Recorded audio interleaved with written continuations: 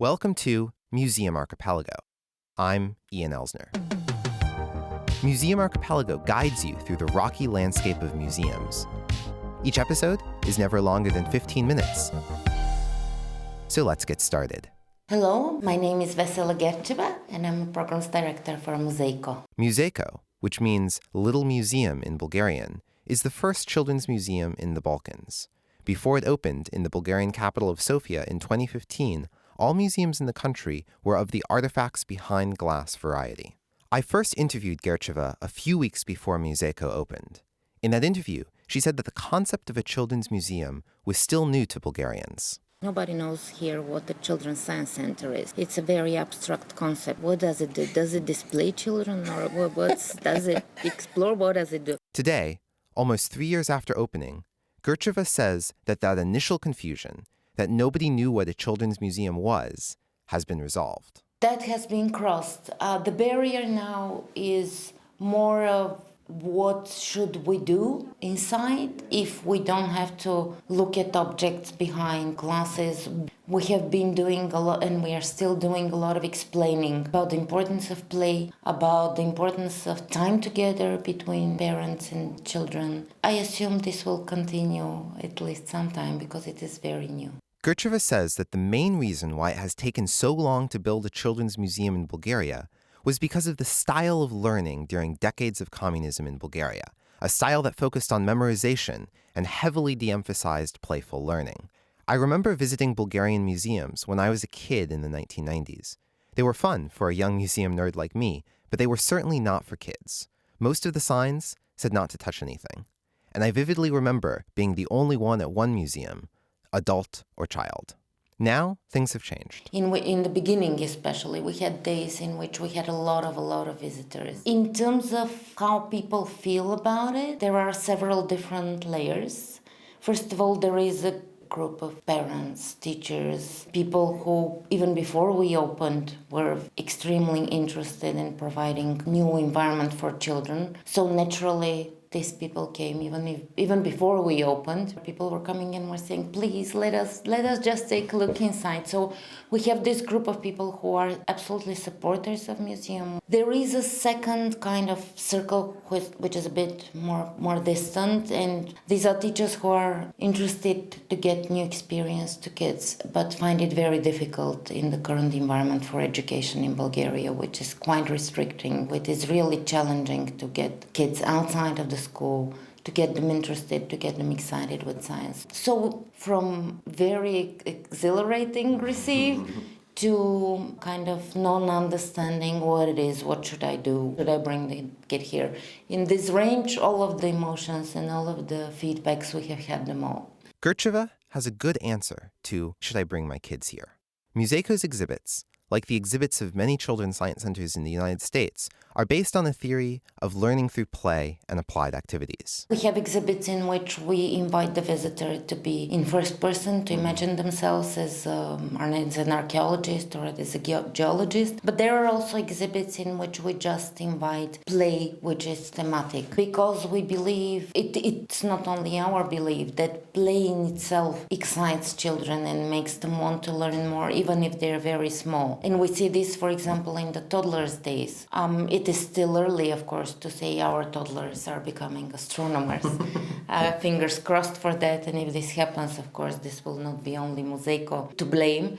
But in the toddlers' days, we have very young visitors, like 1-2 years old, who get to play with the physical exhibits, even if they are too young for the scientific content or for any kind of information that's provided through them. The galleries are a mix of digital and physical exhibits. The digital exhibits, which themselves are mostly new in the Bulgarian museum landscape, were made by a game studio in Sofia, and many of them have game-like elements. Many of the physical exhibits are also interactive. In an exhibit called Constructed World, visitors turn cranks and pull levers that move various elements of a city model, water through pipes and traffic through roads. Conceptually, the digital exhibits and the physical exhibits have been planned together, so they are very closely interlinked. For example, in the geology exhibit, you would have the physical exhibits that show how the tectonic plates, how they collide to form different reactions. And the digital exhibit would talk about caves and how people inhabited caves and left traces of art, even in very, very distant times. So because they were planned together, they don't stand apart. They form a part of a joint concept. In the beginning, we had parents that were like, we don't really want the kid to be at the computer because he or she is at the computer all the time, so we don't want him there. But they very quickly understood that we are providing content that's inseparable from the other exhibits, and actually digital exhibits will make kids explore the physical ones and vice versa. And I believe this, because we haven't put a big stress on digital exhibits, this very quickly went away. We don't have this anymore as a reaction and as a concern from parents. Muzeiko's colorful and modern facade stands out in a city full of drab gray buildings. But if you stood it side by side with other children's museums around the world, the facade would fit right in. So too would the concepts illustrated inside. Even though the science presented is, of course, universal, there is a tie-in to specific Bulgarian contributions. Actually, there is a Bulgarian point in many of the exhibits, almost all of them. Either a Bulgarian invention, such as the first computer, or the Bulgarian greenhouse, which traveled to the International Space Station. The first successful greenhouse in space was actually made by a Bulgarian team. Or it can be a Bulgarian scientist, or cosmonaut, or any kind of specialist that is related to Bulgaria. That was very important to us, and we tried to make a Bulgarian point almost in each of the exhibits. It was not the point to have on all kind of means a Bulgarian touch in the exhibit. It was the point to show that science is universal, and even if Bulgaria is a small country, there are scientific areas in which we have made a substantial contributions. The way that Gercheva talks about children's museums in Bulgaria is very similar to the way Margaret Middleton describes the process of making children's museums in the United States. Middleton, an independent museum designer based in Providence, Rhode Island, USA, says that for older visitors, there are learning outcomes, but for younger visitors, there are experiential outcomes. Young me would have loved Muszeko.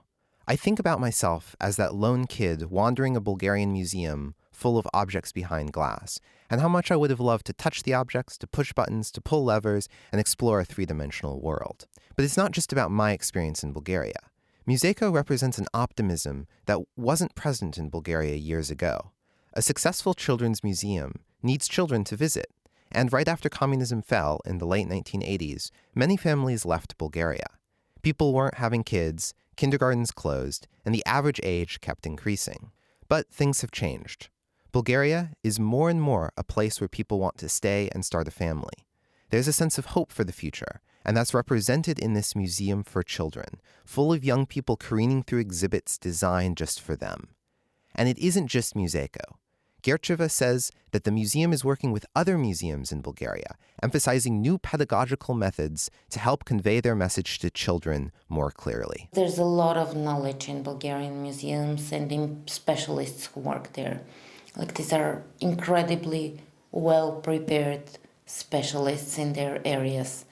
Just as any well-prepared specialist, it's very difficult and very challenging for them to limit the message and the story to one thing. Methodologically, we have been taught that we have to give the whole bunch of information. And we now know, because pedagogical methods have advanced so much, that children can't get it all. For me, from the perspective of working with children, a lot more stress should be put on the concept and on the content. And I believe we should specialize a bit more in telling stories. If you'd like to learn more about Muszeko, you can listen to my first interview with Gercheva before the museum opened in 2015 in episode 6 of this program.